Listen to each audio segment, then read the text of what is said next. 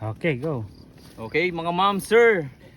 So galing tayo, yan yung makikita ninyo, yan yung entrance ng Mountain View Leisure Farm, di ba? So ito na po yung nandito tayo sa tuktok ng Phase 3. Ito yung tinatawag nila na bahay usa na bundok. So dito, anong kagandahan dito? Di ba? Napuno na kasi sa baba, pero dito sa Phase 3 and Phase 1, ano ba yung makikita ninyo? Tingnan nyo naman, napakaganda. Oh, wala naman kayo iba makikita niya sa libro lang. Pero ngayon dito, legit na to guys. So makikita ninyo dito, may live view talaga kayo. 360, pwede kayo magpagawa dito ng tower eh. Hindi ko na po alam kung allowed siya. Pero tingnan ninyo, kabilaan niya na, hindi lang ito yung view ninyo ng dagat. Kahit pa sabihin ninyo, dun kayo sa kabila kumuha, may dagat pa rin dun oh. Kita siya oh, diba? So, napakaganda. Kitang-kita ninyo yung, ang ganda talaga ng view. Ito yung isa sa mga binabayaran dito, diba? Kung kayo halimbawa sawa na kayo dun sa buhay ninyo sa cities, ito na yung perfect place, di ba? Ito yung binabayaran nyo talaga. Gusto nyo lang ng parang yung a place to hang out with your family, friends, di ba? Kuha kayo dito halimbawa mga 500 square meters. Oh, sulit talaga, sabihin ko sa inyo, hindi kayo lugi. Kita nyo pa yung mga bundok na yan, no? Di ba? Ganda. Sabihin ko sa inyo, hindi talaga lugi. Napakaganda, kita nyo buong Nasugbo. So halimbawa may delivery kayo, Lazada, kita nyo na oh. Parating kita nyo na talaga, maabisuan na kayo. So ayun. So, alright. Yulo. So napakaganda. So this place is actually parang 15 to 20 minutes lang from Tagaytay.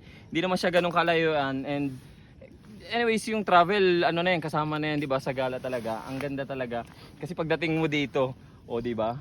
So, yung pong dinaanan namin, hindi naman talaga yung dadaanan ninyo in the future.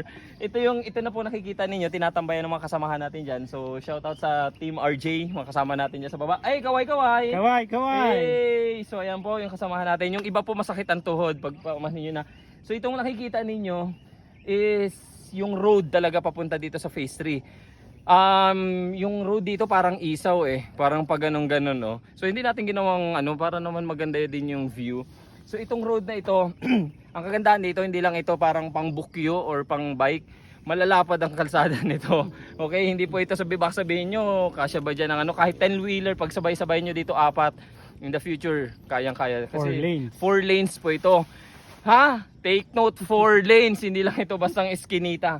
So ito po yung natin. So shoutout pala kay engineer, kasama natin si engineer sa baba. Yun, naka-blue. Hey! So, siya po yung kasama natin. Condo dito. Yes. And isa sa mga future developments dito sa Phase 3 mismo sa kinatatayuan natin, may itatayo dito na 2-towered na condominium. So, mga 6 floors. yun na. 6 floors yun, makuha ninyo dun sa pinakang tuktok. Sulit talaga ang view ninyo, 360, hindi nyo na kailangan ng camera, pero kung may drone pa kayo, napakaganda ng view nyo dito, mag-enjoy kayo. Then may amenities din yung condominium natin. May zipline, baka in the future may zipline yung papuntang Tagaytay. Helipad. So, ayan, may helipad na may helipad pala. So, pwede kayong invite nyo dito si Alice Go. So, kung friend nyo siya. So, take note po, ito po, Phase 3, may itatayo tayo dito na dalawa ba o isang yung condominium, 6 floor siya na 6 story 6 story. 6 story mid-rise condominium with amenities yun. Okay, iba pa po yung amenities na meron tayo sa baba. Yun ang kagandahan doon. So, hindi nyo na kailangan kung nandito kayo sa Phase 3 sabihin nyo, ang layo naman, pupunta pa kami. Meron pa rin pong amenities na ilalagay dito. And then sa kabila nito, facing the parang yung morning sun, nandyan din yung Tagaytay. Meron pa rin po tayo dyan. So, di kayo lugi, andyan yung Phase 1 East. So, itong bundok na ito, kahit saan po kayo Phase 3 or Phase 1 East, napakaganda. Prime lot to guys. Promise.